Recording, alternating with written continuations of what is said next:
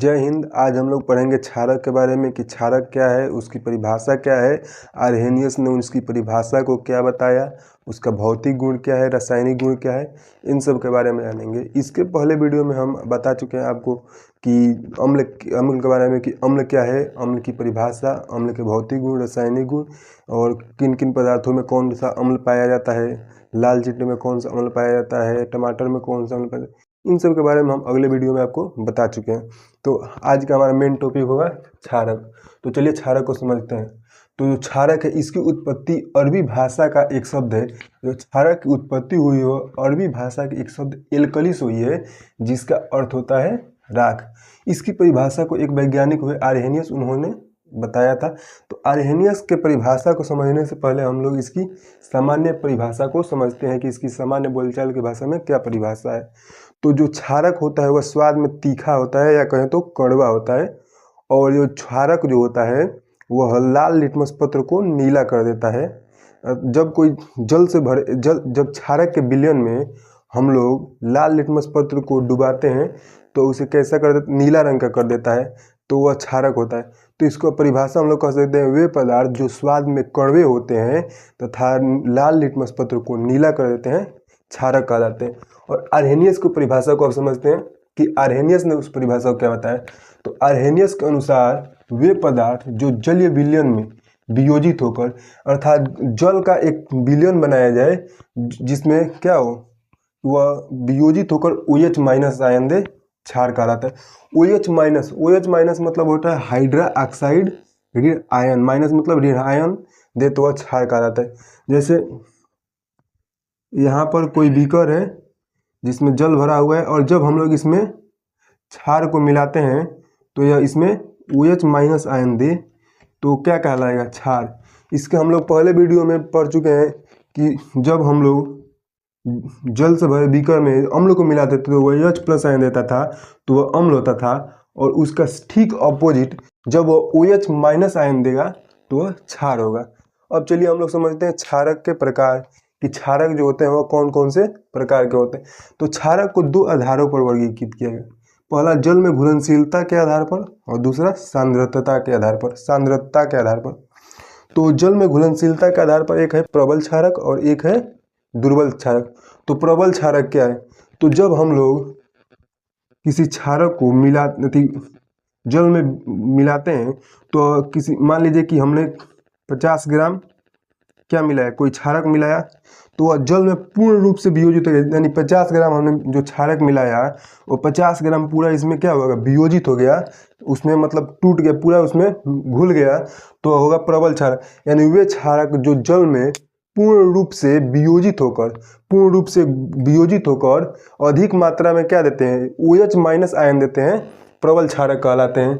और उसके अपोजिट दुर्बल क्षारक का होगा कि जो जब हम लोग इसमें मिलाएंगे क्षारक को तो पूर्ण रूप से वियोजित नहीं होंगे, आंशिक रूप से वियोजित होंगे। यानी 50 ग्राम मिला है तो उसमें से 25 ग्राम या 30 ग्राम जो होंगे वो उसमें घुल पाएंगे, और जो बाकी के 25 या 20 ग्राम बचेंगे वो वैसे ही रहेंगे। तो इसके परिभाषा हम लोग कह सकते हैं वे क्षारक जो जलीय विलयन में पूर्ण रूप से वियोजित न होकर आंशिक रूप से वियोजित होते हैं तथा कम मात्रा में क्या देते हैं, OH माइनस आयन देते हैं, दुर्बल क्षारक कहलाते हैं। अब चलिए समझते हैं सांद्रता के आधार पर इसके प्रकार। तो पहला है सांद्र क्षारक और दूसरा है तनु क्षारक। तो सांद्र क्षारक क्या है, वे जलीय विलयन जिसमें जल की मात्रा कम हो तथा क्षारक की मात्रा अधिक हो, क्या कहलाएगा, सांद्र क्षारक कहलाएगा। जैसे हमने यहाँ पर एक जल भरा और इसमें जो जल है 20 नहीं 500 ml मान लीजिए, कितना 500 ml यानी आधा लीटर है, और हम लोग इसमें 1 लीटर या 1 केजी क्षारक मिलाते हैं। मतलब कि जो जल से क्या हो, अधिक क्षारक हो तो वह सांद्र क्षारक है, वह विलयन क्या आएगा, सांद्र क्षारक का विलयन होगा। लेकिन अगर जल से कम क्षारक हो, यानी जल की मात्रा को बढ़ा दिया जाए और क्षारक की मात्रा को घटा दिया जाए तो वह तनु क्षारक होगा। ऐसा जलीय विलयन जिसमें क्षारक की मात्रा अधिक हो तथा जल की मात्रा कम हो सांद्र क्षारक कहलाता है तथा ऐसा जलीय विलयन जिसमें अम्ल क्षारक की मात्रा कम हो तथा जल की मात्रा अधिक हो तो अनुक्षारक कहलाता है। अब चलिए हम लोग समझते हैं क्षारक के भौतिक गुण कि क्षारक के कौन कौन से भौतिक गुण हैं। तो भौतिक गुण मतलब होता क्या है? भौतिक गुण मतलब होता है कि उसके ऊपर से देखकर हम लोग कैसे उसका अनुमान लगाते हैं, वही भौतिक गुण है। उसका रंग रूप आकार कैसा है, वही उसका भौतिक गुण कहलाता है। तो जो क्षारक होता है वह स्वाद में तीखा या कड़वा होता है। जो क्षारक का स्वाद होता है तीखा और कड़वा होता है। और जो लाल लिटमस पत्र को नीला कर देती है। इस बातों को हमने पहले ही आपको बता चुका हूँ। और इसका पीएच मान जो होता है वह 7 से अधिक होता है। और स्पर्श करने में यह साबुन के समान, यानी जब क्षारक को स्पर्श करेंगे, छुएंगे, तो यह साबुन के समान मुलायम होगा। इसकी प्रकृति जो संक्षारक होती है, हमने अम्ल में भी देखा था कि जो अम्ल की प्रकृति है वह संक्षारक होती है। संक्षारक मतलब होता है नुकसान करने वाला, यानी हानि पहुंचाने वाली इसकी होता है। और यह फिनालेफ्थिन और मेथिल आयरन, ये फिनालेफ्थिन और मेथिल आयरन जो है ये मानव द्वारा बनाया गया एक प्रकार का सूचक है। तो जब फिनालेफ्थिन में क्षारक को मिलाया जाता है तो फिनालेफ्थिन का रंग गुलाबी हो जाता है। और जब मेथिल आयरन में क्षारक को मिलाया जाता है तो इसका रंग पीला हो जाता है। आप लोग पहले इसका एक स्क्रीनशॉट ले लीजिए, फिर हम लोग इसके रासायनिक गुण को समझते हैं कि क्षारक के रासायनिक गुण कौन कौन से। तो क्षारक का रासायनिक गुण में सबसे पहला रासायनिक गुण है कि जो क्षारक और धातु के साथ अभिक्रिया करके लवण व हाइड्रोजन गैस बनाता है। जब किसी क्षारक को हम लोग धातु के साथ अभिक्रिया कराएंगे तो वह लवण व हाइड्रोजन गैस बनाएगा। तो हमने एक उदाहरण के तौर पर एक क्षारक लिया है NaOH, धातु लिया है जिंक।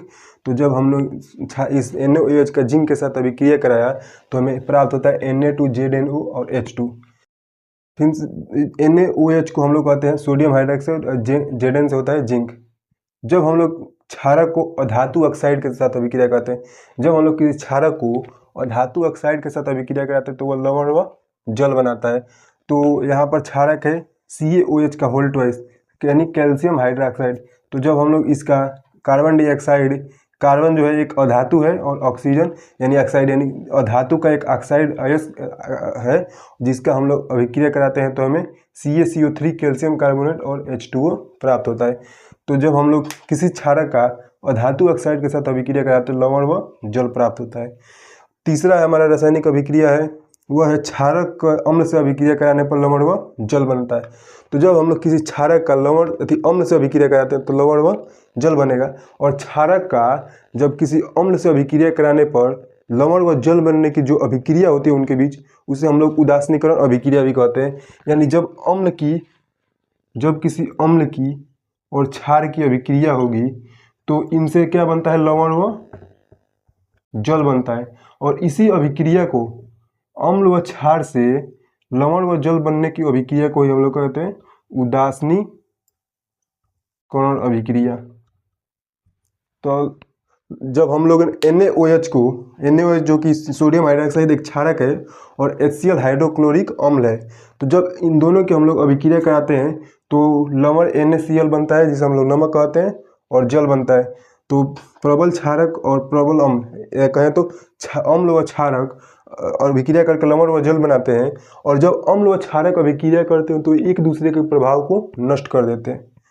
फिर से चौथा अभिक्रिया है कि जब क्षारक को गर्म करते हैं, किसी भी क्षारक को गर्म करते हैं तो वह क्षारीय ऑक्साइड में परिवर्तित हो जाता है और जल बनाता है। तो हमने एक MgOH को लिया है, मैग्नीशियम हाइड्रोक्साइड, और हमने उसे गर्म किया है।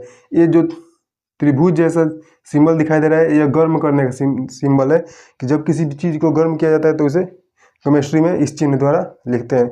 तो जब हमने मैग्नीशियम हाइड्रोक्साइड यानी MgOH को गर्म किया तो हमें मैग्नीशियम ऑक्साइड MgO प्राप्त होता है और H2O। तो आइए एक बार और रिवीजन कर लेते हैं कि इनके कौन कौन से रासायनिक गुण हैं। तो क्षारक का पहला रासायनिक गुण है कि क्षारक धातु के साथ अभिक्रिया कर लवण व हाइड्रोजन गैस बनाता है।